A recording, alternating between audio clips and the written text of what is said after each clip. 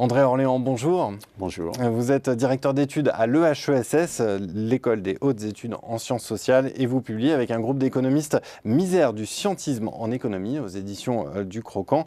Alors cet ouvrage est en fait une réponse au pamphlet publié il y a à peu près un an, pamphlet signé des économistes Pierre Cahuc et André Zilberberg, titré « Négationnisme économique et comment s'en débarrasser ». Un livre qui finalement attaque directement le courant de pensée économique que vous représentez aujourd'hui, à savoir le courant qu'on appelle hétérodoxe. Alors, première question, quels sont les reproches que vous faites à vos détracteurs ? D'abord, le premier point, c'est le ton qui nous a beaucoup choqué. La violence du propos. La violence du propos, exactement. Ce livre s'appelle « Le négationnisme économique » et a pour sous-titre « Et comment s'en débarrasser ».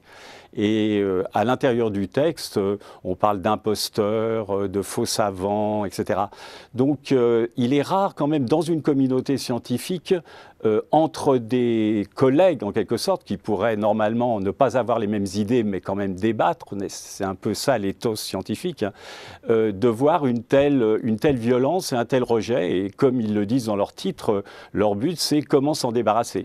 Et nous sommes un certain nombre à être nommément désignés, moi-même, mais beaucoup d'autres collègues. Donc c'est cette tonalité qui a été vraiment le plus surprenant et qui nous a vraiment heurté. En plus, le terme quand même de négationnisme, il s'agit de négationnisme économique, c'est quand même une charge, je dirais, passionnelle forte. Et avec un vocabulaire un peu connoté, il faut le dire. Oui, totalement. Et donc, voilà, ça a été un choc.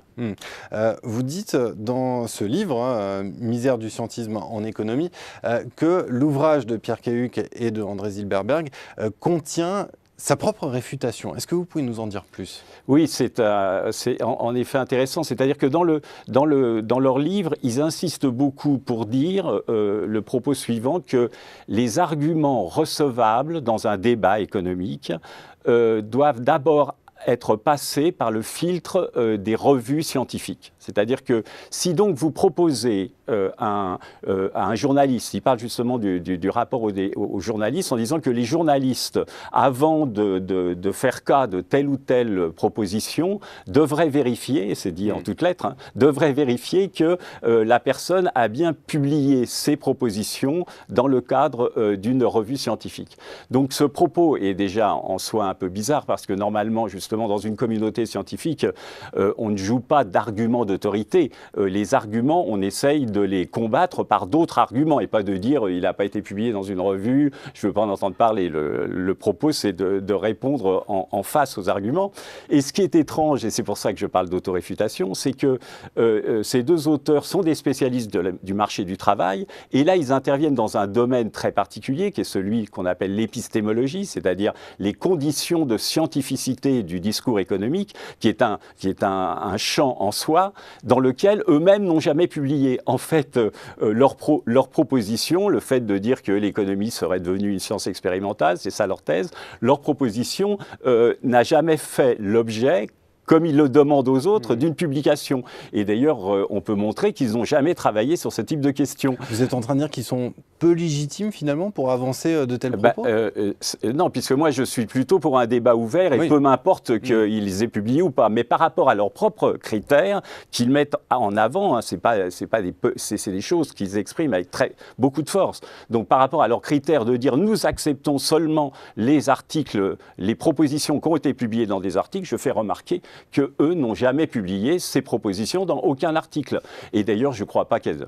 franchement, ma position, c'est que je ne crois pas qu'elles aient été acceptées, parce qu'elles sont tout à fait extrêmes. De dire la proposition, de dire que l'économie est devenue une science expérimentale au sens plein du terme, je crois qu'au moins ça mérite débat.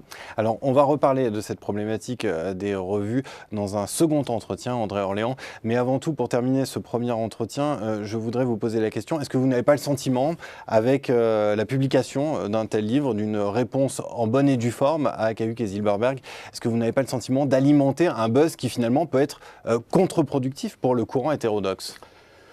Oui, c'est possible, mais vraiment, ce n'est pas notre objectif. Notre objectif, c'est on se pense comme des économistes à l'intérieur d'un dialogue avec d'autres sciences, d'autres économistes et d'autres sciences sociales. Et donc, notre but, c'est de présenter des arguments.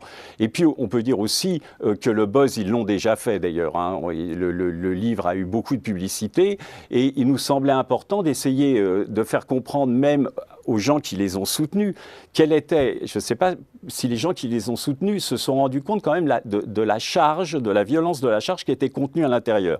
Et donc, il nous a semblé quand même important de pouvoir faire valoir cet argument, de montrer que nous, on est absolument favorable au débat, mais de montrer que plus profondément, il y a au sein de la communauté des économistes des tendances qui sont vraiment des tendances sectaires, des tendances qui rejettent ce qui n'est pas la pensée dominante, et que je crois que c'est un problème qu'on peut poser sur la place publique et qui mérite réflexion, parce que l'économie est un domaine qui a un poids très particulier dans nos sociétés, et je crois qu'il faut le faire connaître. Eh bien, merci beaucoup, André Orléans, pour cet entretien. Et puis, je renvoie à votre livre. Pour ceux qui veulent en savoir plus, Misère du scientisme en économie, ouvrage collectif, hein, bien sûr, publié aux éditions du Croquant. Merci encore. Merci.